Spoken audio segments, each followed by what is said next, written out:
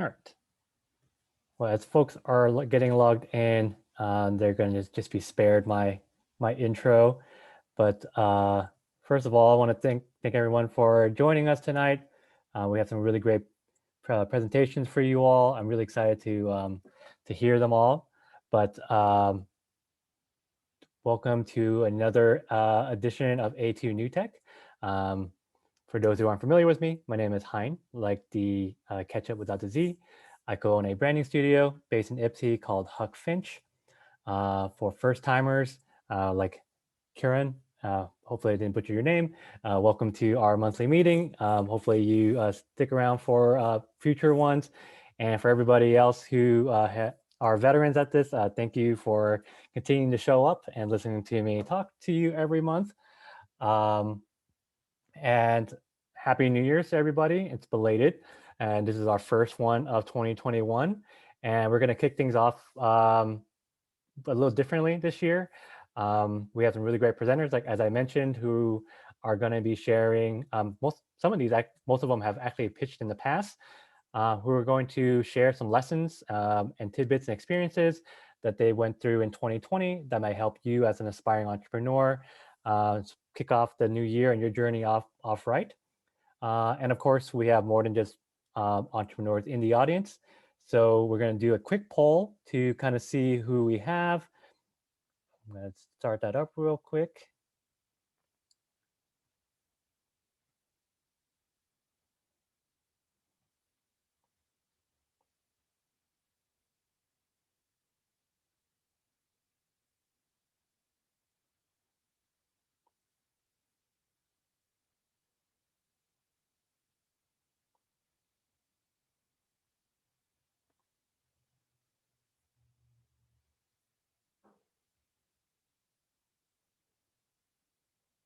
Right. Waiting for a couple folks to enter in their response.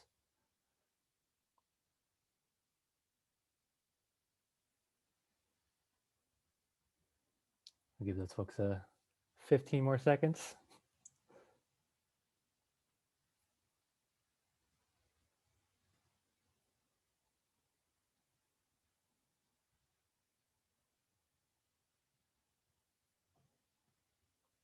All right. I'll go ahead and end the poll here. So cool. Yeah, we actually have a good chunk of those in the audience already who are entrepreneurs. We have a few here who are aspiring to start a venture. So awesome. Hopefully you take away some stuff here. Some software developers and some in others. We got an investor in here. For those who put others, will be really cool if you entered into the chat like what other is, just so we can kind of see. And a really big reason why we like doing this poll is just to show that the one really great thing about this community is that it is really diverse. There's a lot of people with different backgrounds. This is a great place to meet and interact with other people. Just thinking about those who are wanting to start a venture, you being able to chat with other entrepreneurs would be really great. It can become a lonely journey, a lonely experience. So interacting with others can really help there.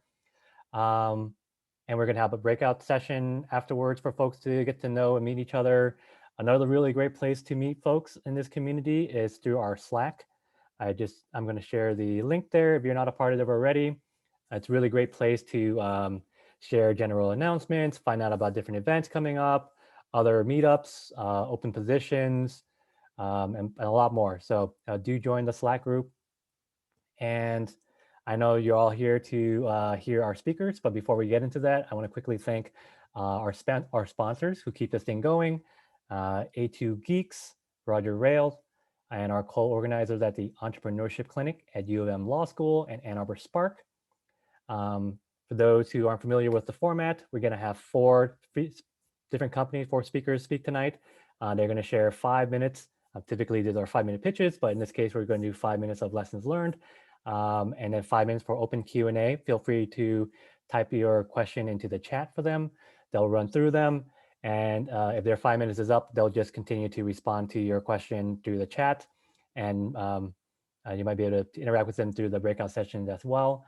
We're going to follow up our pitches or lessons learned in this case with community announcements. So if you have one that you want to share, like a meetup that you host, or you're looking for to get a technical co-founder, whatever it may be, think about yours, and you'll have a chance to type yours into the chat after our pitches is done, and then we'll copy those and put them into the meetup for prosperity's sake. And then after that, we'll do our breakout sessions. Feel free to hang out as long as you want and chat with each other. So with that, I am going to quickly share our lineup tonight. We're going to start things off with Arohi from Breeze Bubble. She just launched a successful Kickstarter for her product, which she'll talk about. So she's going to talk about the experience there.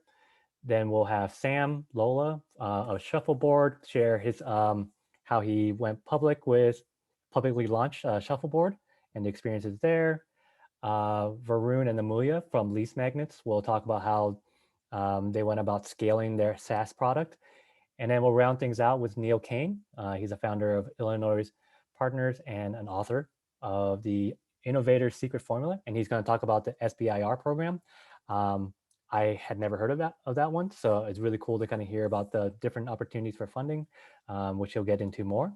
So with that, I am going to spotlight Arohi and let her take it away. All right, thank you so much, Hein. I'm just gonna share my screen. Okay, can you see it? We can. All right, cool. Well, hello everyone. I'm Aruhi Jain. I'm the founder of Breeze Bubble, and I thought I'd give you a brief description of the company before getting into some of the experiences and lesson learned via the Kickstarter. So Breeze Bubble is a smart mask with a flexible edge design that's made for high comfort and high protection.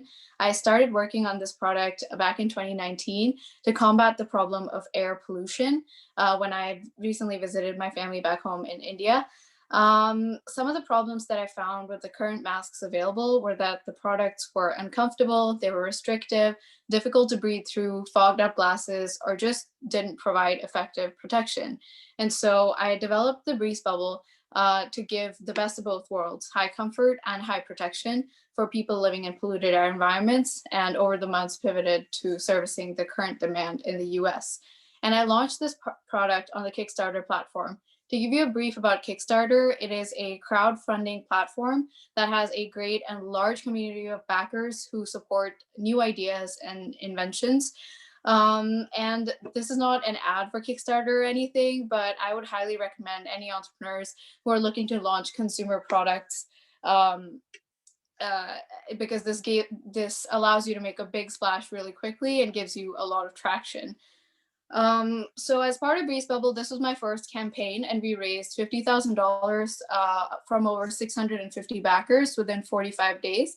And there were a couple of lessons that I learned that I figured would help to share with you guys.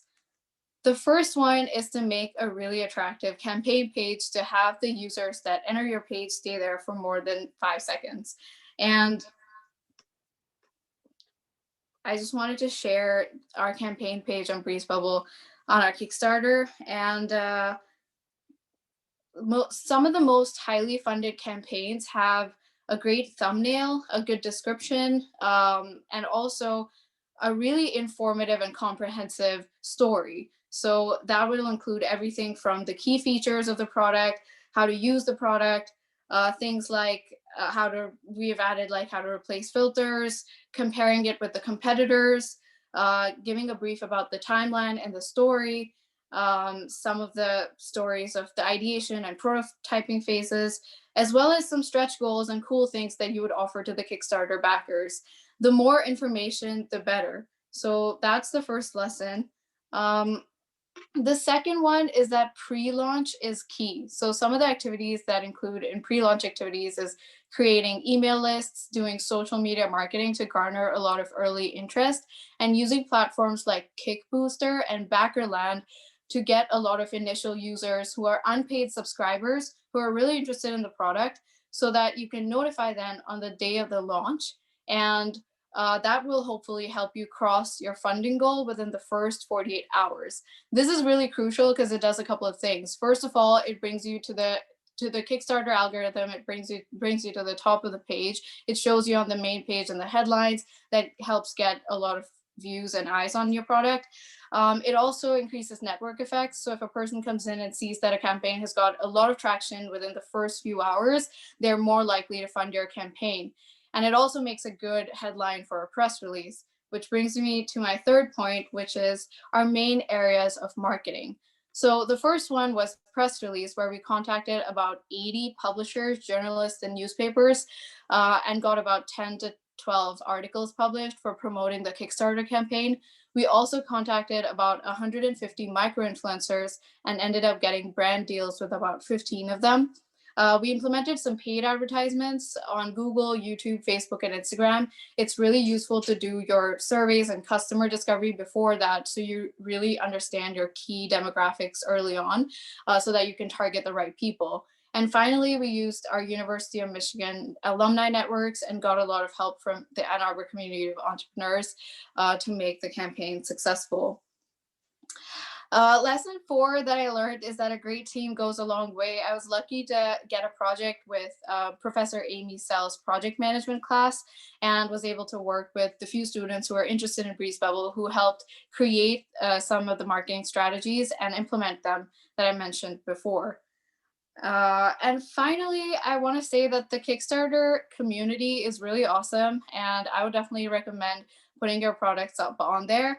Even after the campaign was done and we fulfilled all the orders and all the shipments, it's really great to kind of engage with your backers, not only throughout the campaign, but even afterwards, because they help give you reviews, feedback, constructive criticism that will help make the product better and keep iterating that in the future. So yeah, that was some of the lessons learned. And to just share quickly about the current status of Breeze Bubble, we're done with the campaign. We fulfilled all the orders there, and now we're live on our website. And I also started working with Caroline Slack, who's also part of this call right now, who applied as a co-founder, and I hope to work with her and grow the business in the future. I wanted to give Caroline like 30 seconds to quickly introduce herself. Um, Thank you so much, Arohi. So happy to be here tonight and to listen to not only Arohi's pitch, but everyone's pitches. Super excited to be within the A2 entrepreneurial community. I'm currently a junior at the University of Michigan, where I study mathematics and business. And I'm within the Entrepreneurs Leadership Program there through the Center for Entrepreneurship at the University of Michigan. Super happy to support Arohi in growing Breeze Bubble and getting new consumers and growing the product to include many different types of more things in the future. So thank you. Thanks, Caroline. Kind of put you on the spot there. Yeah, that's about it. And I'm happy to take any questions. Awesome. Thanks for sharing, Arohi. Nice to meet you, Carolyn. Right? Carolyn. Yeah. Do folks have questions for Arohi around either Breeze Bubble or Kickstarter? I'm going to share the link to Breeze Bubble so folks can check out the site there. Yeah, I have a question. Go ahead.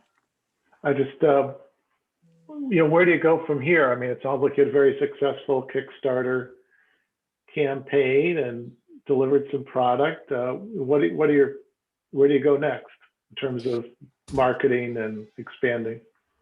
Definitely. Yeah. So one of the big areas we want to go in next is B2B. So we've started emailing and reaching out to businesses and companies and who want to buy this in bulk for their employees. We especially got interest from manufacturing firms and warehouses and firms where they really require people to stay there for long hours and need a high protection yet high comfort mask.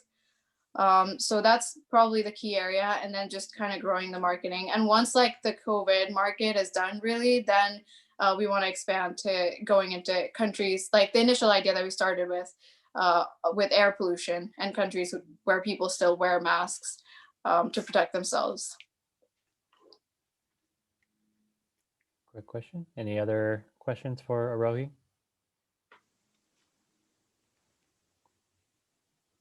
Looks like there's a question from Steve about the protection level. what about facial hair and what's the protection level? The protection, as I said before, this is a high protection mask, also made for high comfort. One of the biggest things about it is the airtight seal. The silicone and flexible edge design kind of fits comfortably across your face and creates that seal. And so it gives higher protection than the other cloth masks or surgical masks that usually allow leakage of unfiltered air. It's not yet certified for medical use, but we're in the process of working with Nelson Labs to get some testing done and get an N95 certification. And for facial hair, there are people with facial hair who've worn this before and haven't had any issues. So yeah, that's.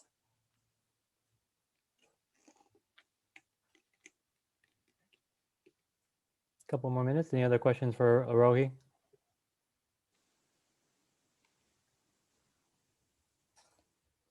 What are you looking for? I think anything from, first of all, like advice based on who I can contact and networks to the industry would be really helpful. Yeah, some networks to the industry would be really helpful who can help us connect to businesses who might want this sort of thing, even like schools who might want this for their faculty, staff, administration, like any companies that are opening up. And if you have any networks on there, if you could connect us, would be really helpful. We're also looking for funding. And so we've been applying for incubators and getting into a program where they would give us funding and mentorship. One person asked, how did you come up with the name? The name initially was Air Bubble. I wanted to give a name to kind of signify the fact that you can breathe easily, like as if you have like a fresh air bubble on your face, but I didn't get that domain name, so Breeze Bubble was the closest one. Dan asked, does the product filter when breathing both in and out? Yes, it does. We have about another minute for Q&A with Arohi for any last second questions for her.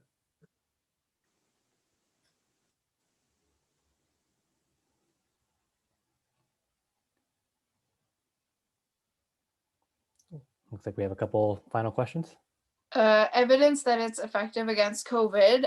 As I said, we haven't tested it at the lab yet, but we've done our own tests. Like there's the water test, a flame test that are like the general things you use to test that sort of thing. We're also using BFE95 filters that do not allow any water or liquid to pass through it.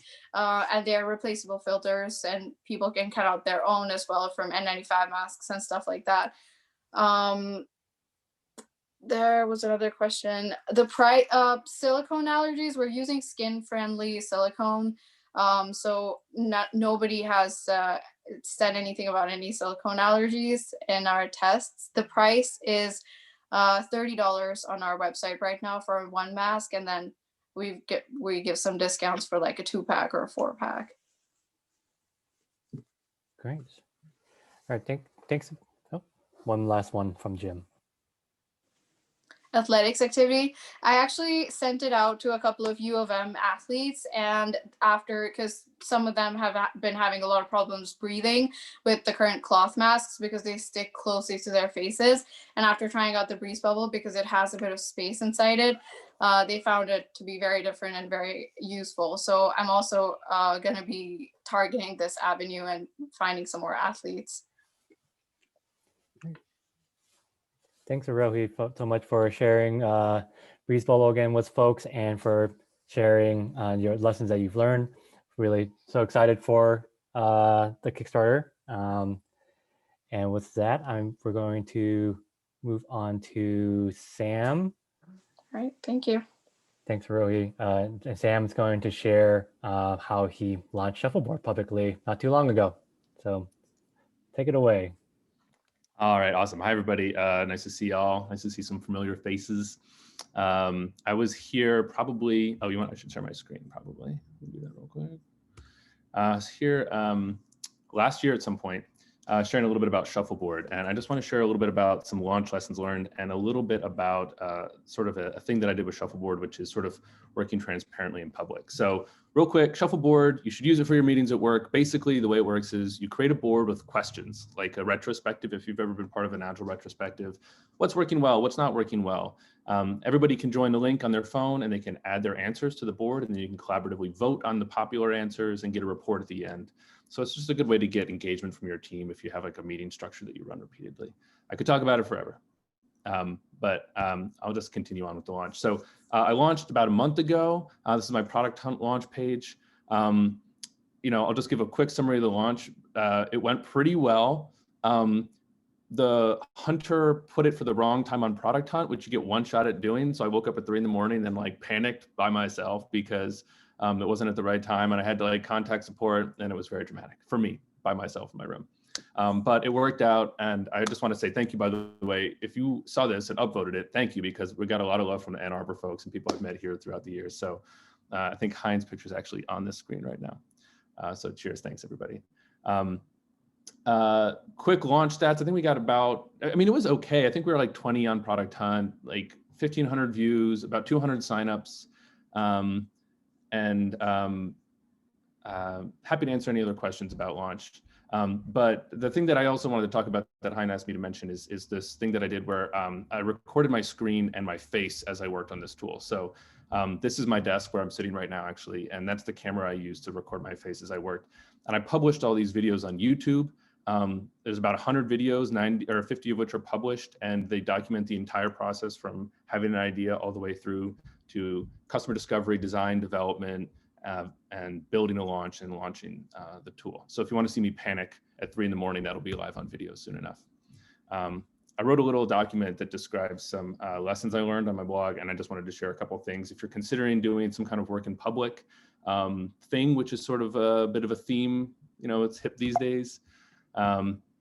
One was that recording definitely slowed me down. It's a lot of work to do content. It's a lot of work to do work in public stuff, but it was definitely faster in the long run. I think Pat is on this call, asked me earlier today, was this sort of like a marketing thing, or was it sort of like a personal accountability thing? My experience with working in public is that it didn't help my marketing much, because the rule for content is probably always that you want to be building toward an audience that's relevant. For me, my audience is product managers. No special reason they're going to watch a YouTube video of somebody doing mostly JavaScript development. The main benefit was personal accountability. Every morning I woke up, I got a really forcing function that fought that thing that entrepreneurs, and I think everybody has, which is like, I just want to work on the fun part. I want to do that thing that I've been itching to do. There's so much to do. And being on video really forces you to say, if I'm going to put this out into the world, I really need to make the case that I'm working on the most important thing right now. And that's probably like, the biggest thing I need when I'm working on a new project is focus. Already talked about this one. Being on camera is really weird. If you haven't done a lot of writing, if you haven't done YouTube videos, if you haven't done a podcast, it's just really weird. And there's no getting around it. But like anything else, if you do it 4 or 5 times, it gets really normal. So if you're considering doing content, I know Hein is a podcast. If you're considering doing something where you're putting yourself out there, you just got to get over the hump 5 times and you'll be done. Iterate more than you invent. This one's obvious, I think. You guys know how to iterate. Talk to customers early and often. If you want to see my customer discovery for this product, you can just watch YouTube videos. I think it's kind of fun, but it's very long and boring. Well, I got a lot of comments. A lot of people talked about my long COVID hair. I got various stages of facial hair in these videos. I had one mean comment on Hacker News, which I thought about like for a whole day. Mostly just really nice comments and random people on YouTube being nice. So there's a really cool way to connect with the community if you're doing this sort of work in public thing. I encourage you guys to try it if you're interested. And then the last thing I was going to say is just like, try it, just do it. If you're here and you're thinking about starting a project, you don't need anybody's permission to build something on the internet. You can just go out and try it. My mistakes are now splashed all over YouTube. You can watch me screw up over and over again if you want. And yet we still had a successful launch. And I have a SaaS product now that's launched and making me some money, not a ton, but hopefully more soon. So just wanted to share a couple thoughts with y'all. If you want to get more information, I'll post some links in the chat. This is the website for the product and my website and my Twitter handle. Awesome. Thanks, Sam, for sharing all those awesome lessons. I'm a big fan of Shuffleboard and use it. Any questions for Sam?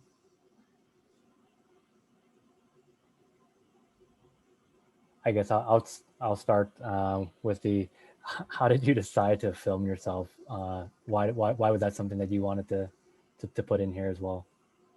That's a great question. I don't remember. It was, I think I knew it wouldn't be relevant for growth, particularly. It wasn't going to be a big growth tool. I think I just thought I hadn't heard of anybody doing that before. And one of the things that I've heard a lot from people, specifically founders, sort of like writing the history, looking back at founding, and first of all, having this confirmation bias of when things work well, talking about how awesome they are, and really sort of portraying the process of starting a company in some biased ways, making themselves a hero, making it sound way harder than it actually was, and making it sound really complicated, but it's not complicated. You just talk to people, figure out what they want, write code. If they don't like it, change it. And that's what you'll see me on YouTube doing. So I really wanted to make the point that that it doesn't have to involve a lot of moving parts to start to build value for people. Okay, looks like you have a couple questions from down there. How did you get Kat as your hunter? How many other hunters did you pitch?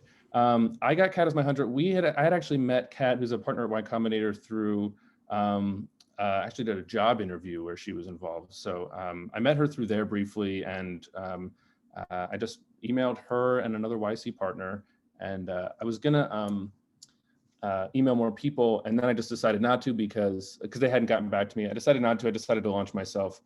She ended up getting back to me, and it was probably, I'm so glad that she did it. And if I were to do this again, I honestly would probably just launch it myself, considering how much is going on launch day. What's the platform you launched on? Was a good choice. I launched on Product Hunt. I think it was okay. For me, again, it comes back to what is the quality of the eyeballs you're getting? And for me, Product Hunt is like cool people in the tech scene. So it's good for hiring. I got a couple of investors reaching out to me. It's good to, I'm not sure, honestly. I think the value of this launch was to get some eyeballs and to let people know what I'm working on, so that when the appropriate, thing comes, they can get attention. For me, launch attention is, because I have a SaaS product that's a B2B thing. Attention from launches is actually fairly low value, because you just get a spike and then it goes down over the course of 3 days and you're back to where you started. And that's been my experience in other places, and what I've heard from other founders.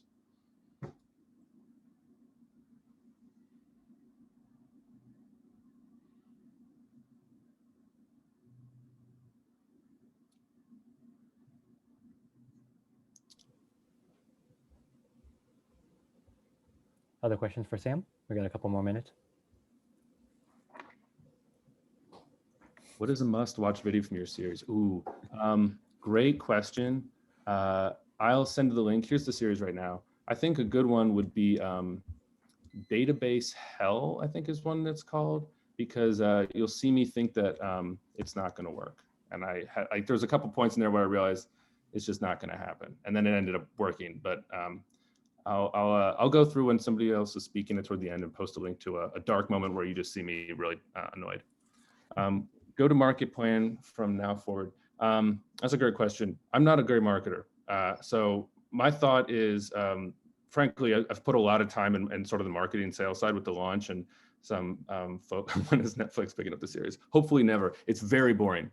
The go-to-market plan is to basically try product-led growth. There's a little bit of a viral element. People who do this tend to have clients. They tend to be,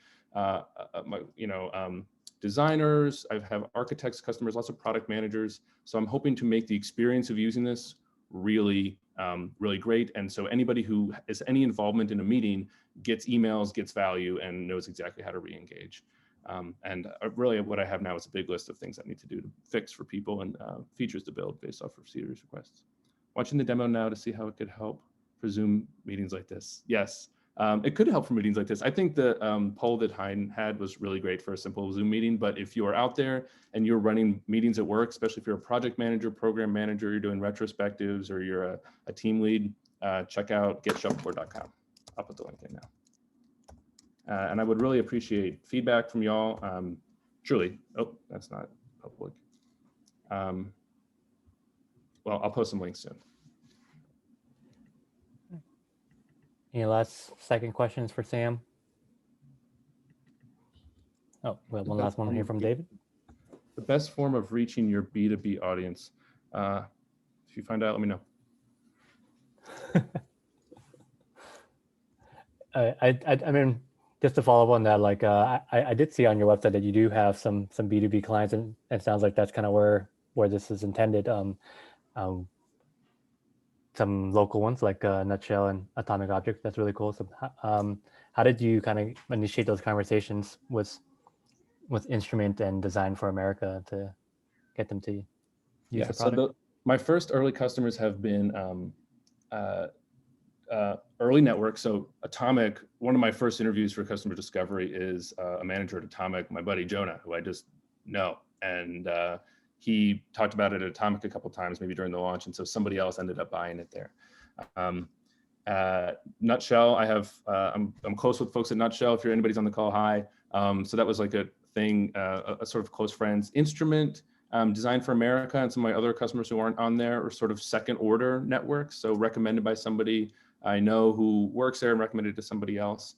And just sort of being active and responding to people. I had somebody who's an investor reach out, but they are now using it and are a paid customer. So I'm sort of just working concentrically out from network to second, third order, et cetera.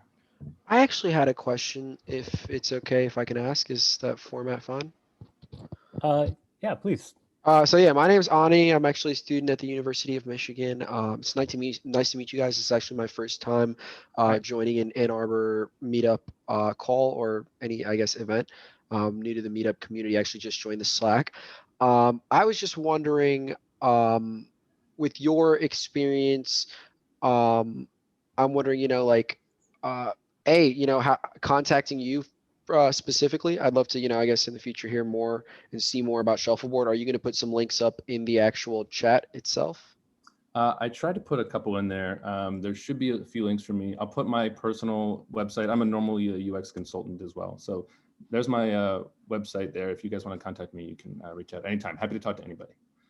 Okay, cool. That was actually all for me. Thanks. Cool. All right. And Sam, looks like you have one more, but we're gonna try to just keep things moving. Feel free to respond to Abraham to his question as in chat. Thanks, But thank you again for coming here and sharing about the launch, and for folks, definitely try out Shuffleboard. The link is there, getshuffleboard.com. And then with that, we will move on to Varun and Amulia. They're going to talk about lease magnets, which they've done previously, but it's really cool how they've gone about scaling up their business in 2020. So with that, I'll let you guys take it away. Yeah, absolutely.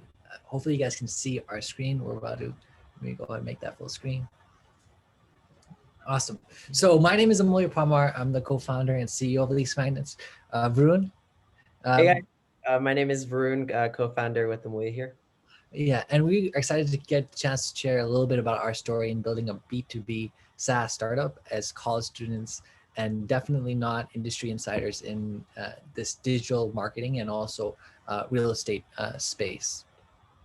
So what is Lease Magnets? Lease Magnets essentially is a virtual leasing assistant for apartment websites that can do everything from helping someone virtually tour an apartment to also helping them book a tour and claim specials. Now we, over the past 7 months, we started from being, from 1 or 2 small case studies here in Arbor to working with about 4 of the top 10 largest student housing players in the United States. We want to get a chance to talk to you a little bit about, get a chance of how we started. But, one important thing is there are problems all around you, whether it be, and sometimes there are certain situations that are a forcing function to solutions. And COVID is one of them. For us, it started with a thesis. As students in Arbor, we noticed that the process of finding an apartment wasn't that fun of one, and we basically built the thesis that apartment shopping is looking a lot like e-commerce. Yet these apartments are putting very little to no investment in their digital marketing infrastructure, and so we thought that was an opportunity to bring some of that digital marketing infrastructure to these apartment websites. And Take it so away. like I said, we thought to ourselves, we see this opportunity, but we see this opportunity as consumers, right? As students in the process. We didn't necessarily have any eyes on actually what the landlord perspective looked like. And because of that, our number one goal was just to find one customer, one single apartment that would let us work for them. And so subsequently, what we did was knock around every single door in Ann Arbor. And I think sometimes entrepreneurs make the mistake of thinking, okay, you need to have everything figured out, right? You need to have every letter of the alphabet from A to Z kind of built out. But our approach was very different. We actually had no product coming into when we were trying to sell apartments in Ann Arbor to let us work for them. So what we started doing was Amelia had digital marketing background. I came from more of a consulting background. And we started pitching apartments on the idea that, hey, look, we're students. Let us do your digital marketing ads. We know these students better. And our idea was with this was saying, let's figure out a case study where apartments will give us access to their data and staff so that over a couple month period, we can actually kind of figure out the key problems that happen in the leasing process. And from that process, actually productize those problems.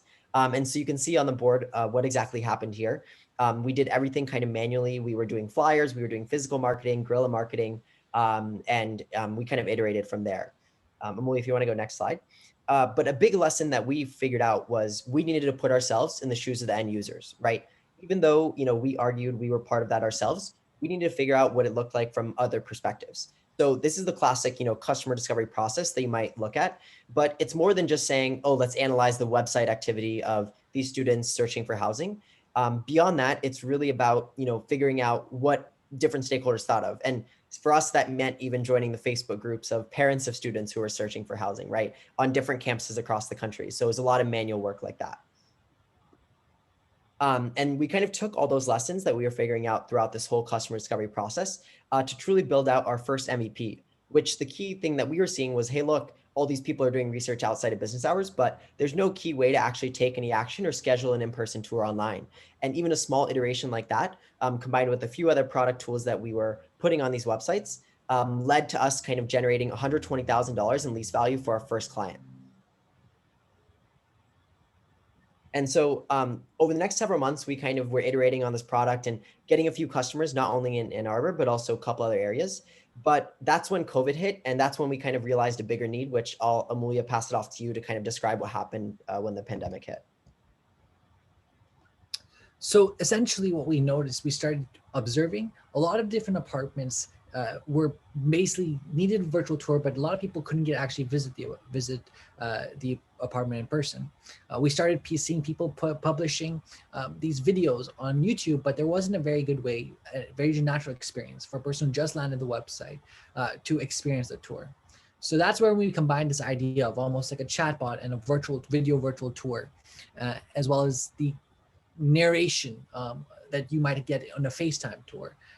With the 24/7 availability of something like a Matterport tour. And we eventually built the tour magnet. This is something that's on apartment website in the corner of a web page that can easily guide you, whether it be booking a tour or finding a specific information about your 2-bedroom or 3-bedroom, and to actually see what it's like to live there in person. Now, one thing that we want to get the chance to talk about is how we were able to put ourselves in the customer's shoes, because even launching a SaaS product, there is a lot of mechanics of even onboarding a customer that we learned when building a nice feature. The nice idea is that we were already working with these customers and previously, so that we could easily push another feature to them, like the tour magnet. But even then, when we push in our new product, you need to find the use cases and understand how the customers, might use the product and how their teams would use the product, as Sam was alluding to previously. Varun, you want to talk about this slide? Yeah, and so one thing we noticed was, hey, look, we are providing the infrastructure for someone to upload virtual tours on their website and make that easy. And at first we thought, okay, we'll just kind of, make this process where we'll give them the product, we'll give them the infrastructure, and then they'll handle all the tour production. But we quickly realized that a lot of our clients were posting very blurry, bad audio tours. And so we realized that we needed to actually have a step inside this process to make the quality of the tours much better. So I'm sure many of you guys have heard of the Airbnb classic approach, where the founders would actually go to different properties that they were working with and take photos of the property to have much more professional quality. And in that same line, Amuli and I started going around to different clients that we were working for. And we started working with them to help them film their tours, to realize how we could truly scale this in the future. And so now what we realize, and now what we do, is for any new client that we onboard, we send a professional stabilizer and professional microphone that hooks up with their iPhone or Android themselves, along with kind of a script that they can do. And we noticed the tour quality actually improved drastically. Awesome. One more thing that we wanted to give as feedback is when you're selling your product, you often don't necessarily know, you know, there's lots of ways to sell a product, but research and statistics is often something very important when B2B buyers are making a decision. But the truth is, sometimes the research that you're looking for won't be perfectly targeted as your use case, and you often can find the research. For example, someone might say, you know, let's say your product helps someone improve their Google reviews, but there might be not a lot of articles, etc., on how Google reviews affect on leasing. But something you can do is you can see perhaps is there an analog research in other markets. For example, Harvard Business Review has done multiple case studies and research papers on how Yelp reviews and the effect of online reviews in restaurants. Okay, so looks like we might be nearing the end of time here, so we can save part of this for the Q&A if people have specific questions. But if anyone has any specific questions on kind of the sales process or kind of the traction we got through that and our future vision, we can kind of explain that through there.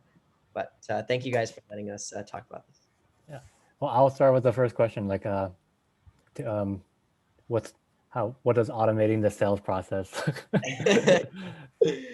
So I think a big thing that we learned was, today there are, if you go online, there are like 1 million tools out there that can help you with, email automation, LinkedIn automation, all that jazz. But I mean, no matter what process you're dealing with, B2B, B2C, there will always be some human component involved. And the other thing we realized is that to not treat each conversation like a sale. Some of our biggest sales and some of our biggest clients have come from conversations of us just asking for feedback on our product, us just asking to get to know the person, right? And those types of relationships, whether it's just with industry influencers or people that you're becoming friends with, honestly, those are the ones that technically end up becoming the most leading to sales. And I think that's been a big part of our change sales approach over time as we've started to scale in who we try to approach in the first place. Awesome. Other questions for Varun and Muya?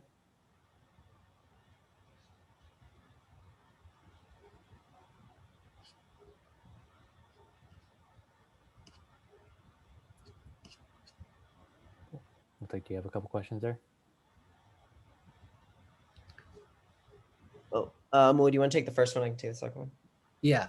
So right now we're using a combination of essentially the core tool set we're using is so in the bottom basically we have something called sales tools, which helps us scrape what's happening and automate LinkedIn conversations, at least initial reach out, and customize it based on the profiles. And then Varun, do you want to talk about this? And we basically use that data, we feed that data. So if a person either responds, it's called salestools.ai. If someone responds to a LinkedIn message, accepts it, we basically then are able to pull that information and put that into a CRM using Zapier, and we pass it on to our CRM Persist IQ. But it also works with HubSpot and others. But do you want to talk about this additionally? Oh yeah, no, I think we just had another question. I typed in the other tools we were using, but in terms of retaining student tenants among the pandemic, you're totally right, William, that a lot of students, at first were going home, but at the same time, in general, the trends that we're seeing in the industry is that even if universities switched to online format, that most students came back to campus. And in terms of the virtual tour implications on what was happening, it became even more important because students wanted to come back to campus for the following academic year, yet they were making those decisions from home, where in previous years, they were able to go on campus and tour in person. So really, we essentially became our product, amongst others, some other virtual tour products, became the single highest value deciding factor for a lot of these students when they were making their decision of what apartment to live at.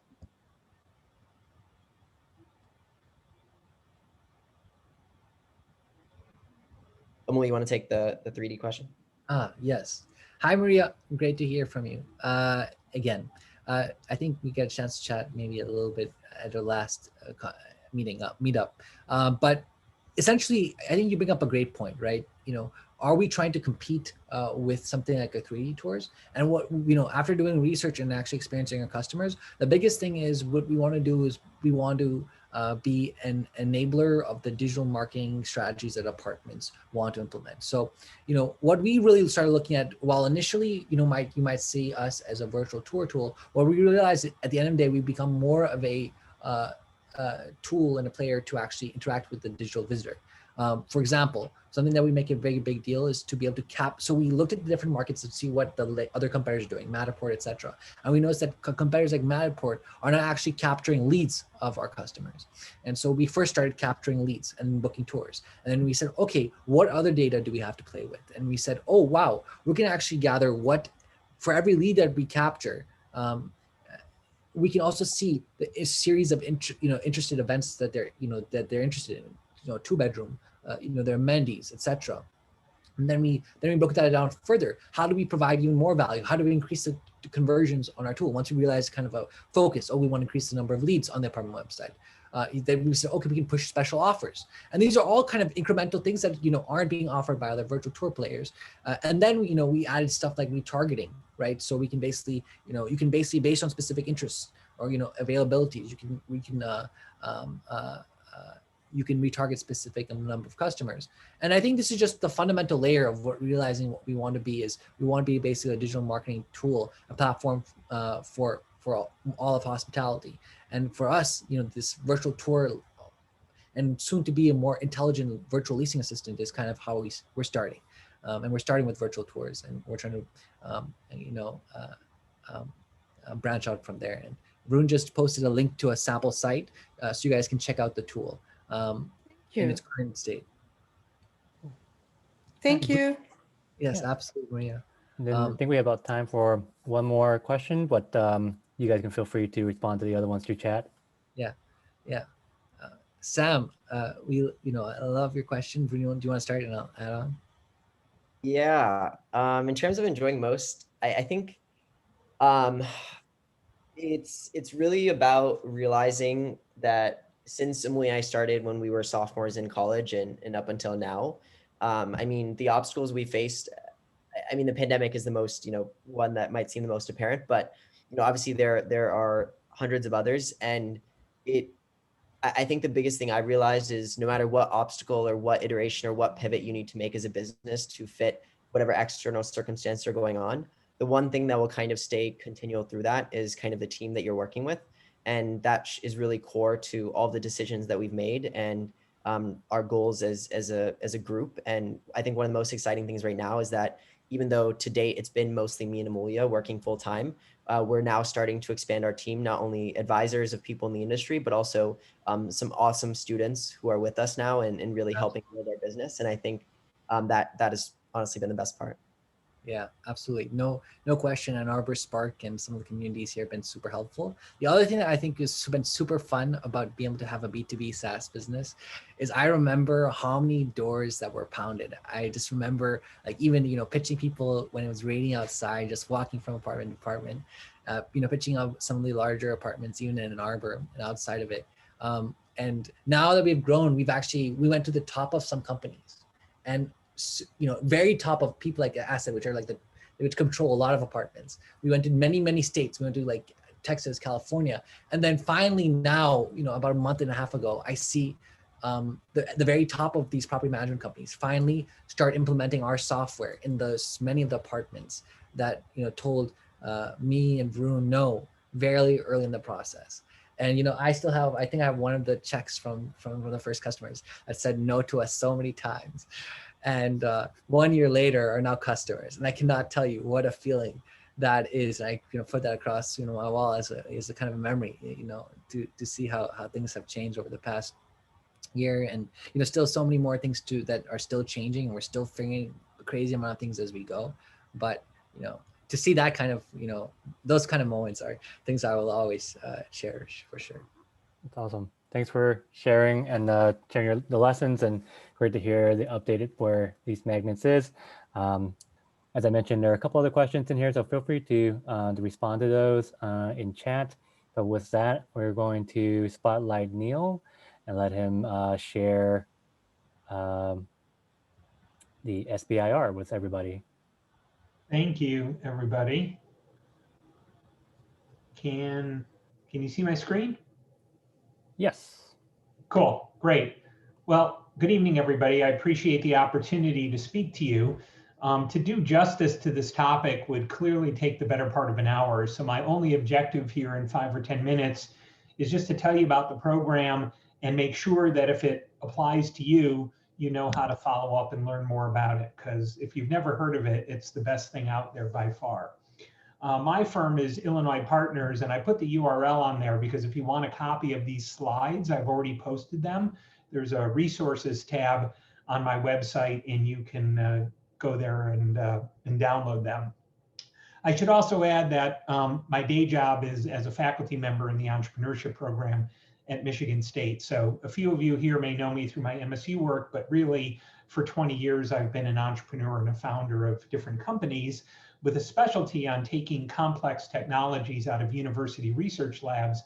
And every single company that I founded, without exception, has gotten hundreds of thousands of dollars of non-dilutive financing through these programs. There we go. So the answer to everything, and if you check out now and don't pay attention to the rest of this, is just go to sbir.gov and you can learn all about the program. But essentially what it amounts to is that by law, the government has to set aside somewhere like 2.5% to 3%, I don't know the exact number, of all of the money that it spends on R&D across all of the agencies and devote them exclusively to small businesses. So it winds up being like tens of billions of dollars. Again, don't hold me to the number. So it's a set aside program that demands that the government spend a certain amount of its R&D budget on small businesses. And every agency that's out there implements them slightly differently, but I'll give you the general topics in a moment. But all of the details you can find at sbir.gov. And I don't know if you can see there, they call it America's Seed Fund, because they really do feel that the government is the funder, not of last resort, but of first resort. So they're not afraid to take risk. They're not afraid if you're an early stage company. They're not afraid if you don't have traction. It's the place to go. This is a list of the agencies that participate. And as you can imagine, each agency kind of has a different perspective and is looking for different things. And the complexity of talking about the topic is, if I were to go into detail, for example, about the kinds of things that NASA or the Department of Defense is looking for, you could quite understandably imagine that they're very different from like the National Institutes of Health or the Department of Energy. So you really need to kind of drill down into every agency. But the one that's unique across all of them is the National Science Foundation. And the reason why they're unique is because they do everything. The NSF is just an agency that promotes research, whereas all of the other agencies have specific mission-oriented goals like weapon systems or therapeutics or what have you. But NSF does everything. And so I'm going to talk a little bit more specifically about NSF. So this is an NSF slide, okay? So make note of that. It doesn't apply to every single agency. But what I love about NSF, and I've been a reviewer for them, by the way, for many years, is they'll take just about anything, okay? As long as it has a few notable characteristics. Number one, it needs to be science or technology based, okay? So for things like real estate companies, for direct-to-consumer businesses, chances are those don't qualify, okay? But if you're doing anything that really involves new science, technical development, chances are you're in the zone somewhere. So again, that's why I like NSF, because you can almost always find a category to fit in. And they even have one category called other. And if you can propose just about anything that looks like it's going to have some sort of commercial or social impact and involve new science or technical development, chances are they'll fund it. So you have to visit the websites and see exactly what's going on. But what's so amazing about the program is you can get pretty, I wouldn't say easily, that's probably not the right term, but it's very achievable to get up to $250,000 in a phase one. That's the amount that NSF awards. Again, every agency is a little bit different. So you can see the amounts for phase one range from $50,000 to $250,000. But what's so wonderful about it is it's non-dilutive money, right? So it's either awarded to your company as a grant, which means that as long as you're making a good faith effort and not defrauding the government and you're doing the work that they said they wanted you to do, you're good. A few of the agencies like the Department of Defense might have a particular need for a particular device or a particular sensor or some sort of widget that they want developed. And so they may have very specific requirements, even down to a specification level. But the reason why I keep coming back to NSF is NSF, you propose what you want to do.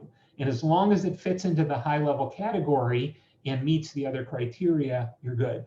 So a phase one award typically lasts about 6 months. It's up to 250,000. And then if you're successful with phase one, you can apply to phase two, which is worth up to $1.5 million.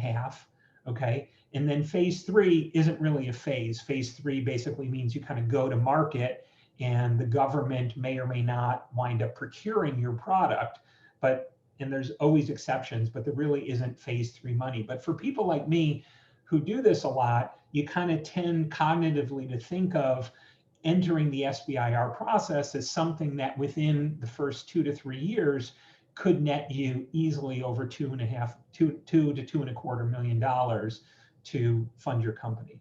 So it's the best thing out there.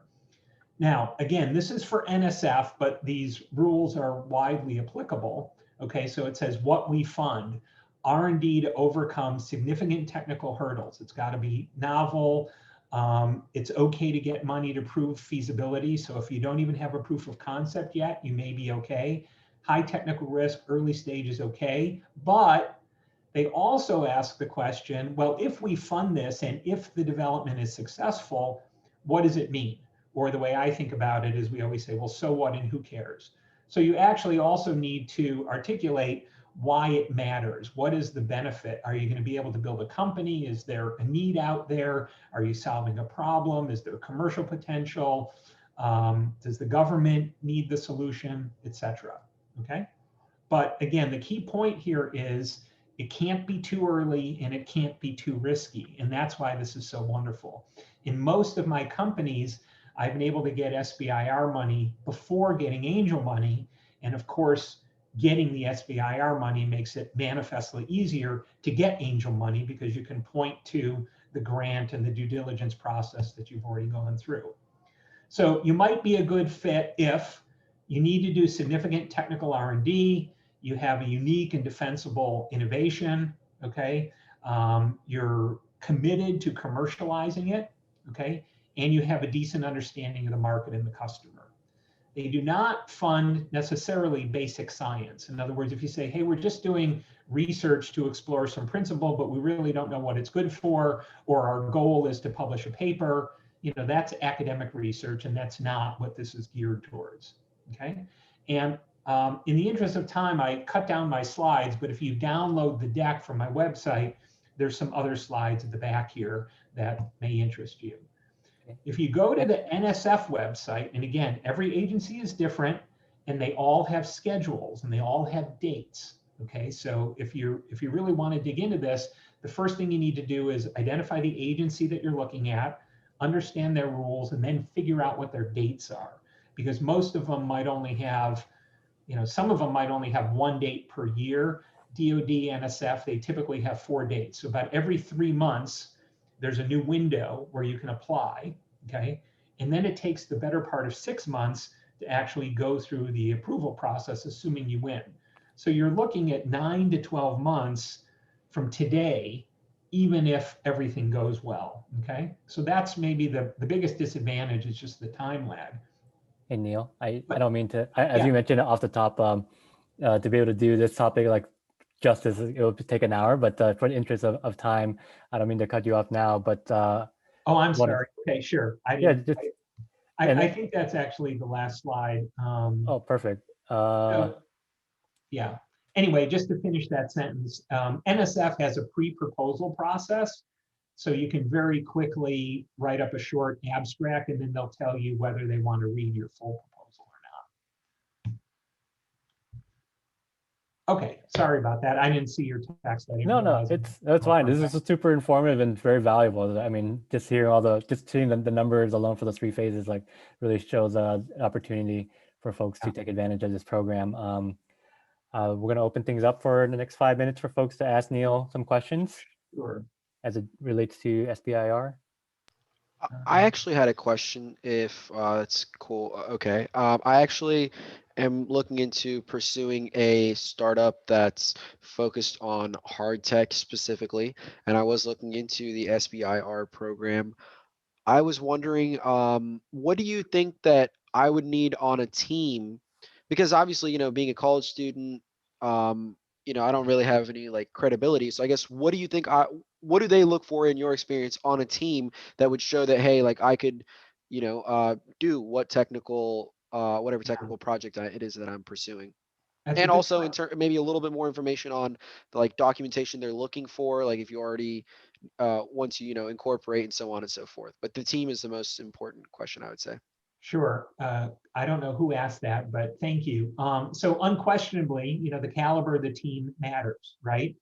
The advantage, again, specifically for National Science Foundation, is they will fund first-time founders. So you won't be penalized for being inexperienced as long as they think that you have the necessary skills. So if it's a technical innovation, they're probably looking for somebody with the right technical background. We see grad students and postdocs all the time trying to commercialize their research. But there also needs to be somebody, although they don't need to be full-time, there needs to be somebody on the team who's got the right kind of business credentials to actually lead the effort. And one thing I forgot to mention is generally you can apply to these things without being incorporated, but they are small business programs. So in order to receive the award, you then need to incorporate, you need to enter into all of the agreements as the company. And there's always one individual identified as the PI or the principal investigator who has to be at least 50% employed in the company. So the one thing that you cannot do to game the system is be a full-time student. That they'll see through that. Okay. But if it's a legitimate, like, grad student starts a company, you can have other sources of income, and your business lead could be a consultant or a mentor or somebody like that. Other questions for Neil around SBIR?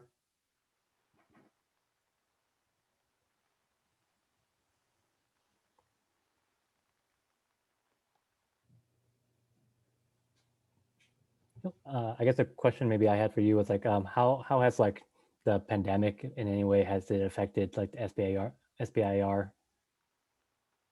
I'm not aware that it's necessarily affected the funding. It's affected, of course, the review process, because we used to go in person and sit in a conference room and discuss these things. And now, the review meetings and stuff are all done virtually. I can tell you NSF constantly, it's one of the rare instances where they've got money that they can't spend. They're looking for companies that are qualified, rather than having the real tight filter and turning people away. They do this outreach all the time because they just can't find enough good companies to award money to. So if you're in the zone, trust me, it's worth your while to investigate this. Check out the website.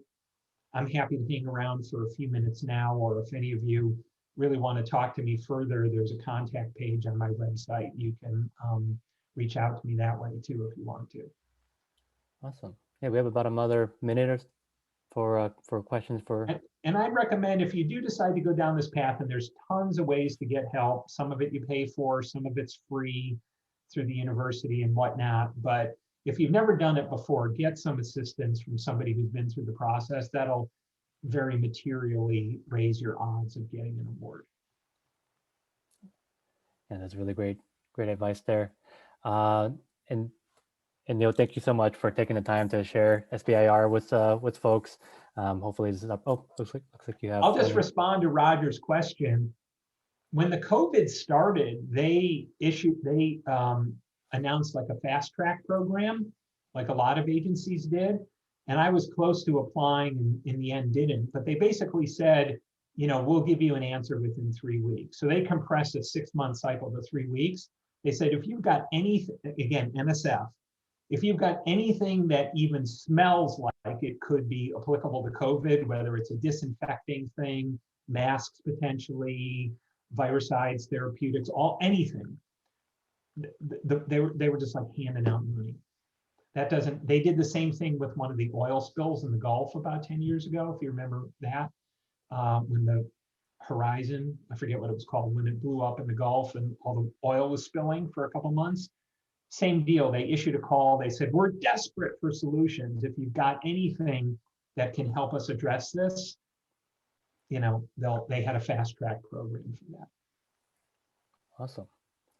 Right. Neil, thank you so much for sharing SBIR. I definitely learned a lot about it. So with that, I want to thank all of our presenters tonight for sharing lessons learned and sharing, and in your case, Neil, like SBIR with folks and an opportunity for people to get funding. With that, we'll move into our post-pitch like announcements.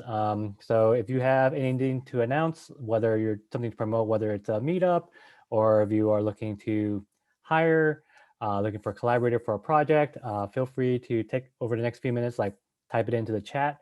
And I said we'll copy and paste it into the meetup page.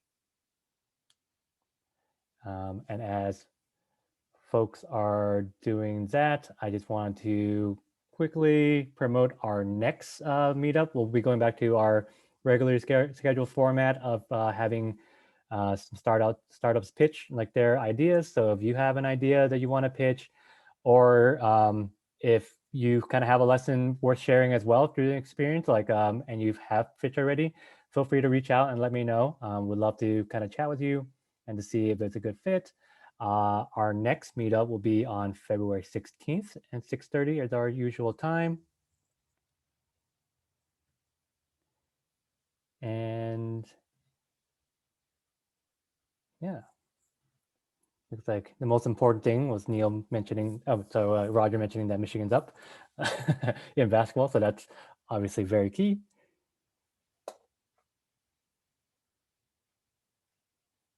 All right. Cool. So it looks like we have too many other announcements. Nope, here we got one from Tom. Looking for a full stack developer.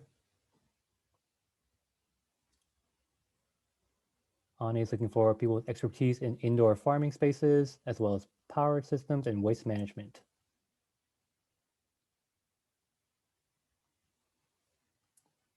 Okay. Awesome. I'll make sure to grab those. Roger, I don't mean to offend you, but I will leave out the Michigan score on that grab. But I will say that that's easily my favorite announcement of all time.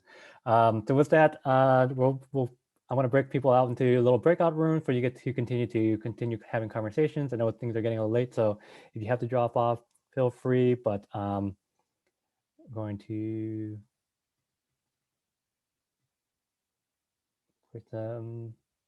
do it now.